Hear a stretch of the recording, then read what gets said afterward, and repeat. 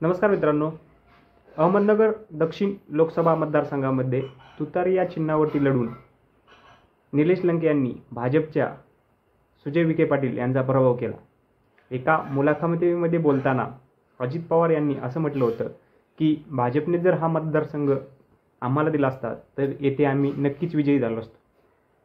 त्यानंतर आता विधानसभेला येथे तुतारी व घड्याळ यांच्यात थेट लढती होऊ शकतात, कारण राष्ट्रवादी फुटीपूर्वी येथे 6 मतदारसंघापैकी 4 मतदारसंघावरती राष्ट्रवादीची सत्ता होती। यामध्ये पारनेरमध्ये निलेश लंके हे राष्ट्रवादीकडून निवडून आले होते, तर राहुरीमध्ये प्राजक्त तनपुरे हे राष्ट्रवादीकडून निवडून आले होते। त्यानंतर 3 नंबरचा मतदारसंघ म्हणजे कर्जत जामखेड, येथे राष्ट्रवादीचे रोहित पवार हे निवडून आले होते। तर 4था मतदारसंघ म्हणजे नगर शहर, येथे राष्ट्रवादीचे संग्राम जगताप हे राष्ट्रवादी चिन्हावर निवडून आले होते।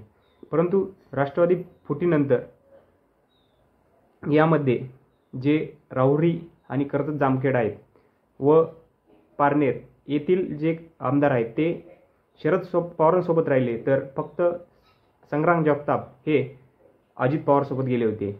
येथे या मतदारसंघामध्ये राष्ट्रवादीची ताकद भरपूर आहे।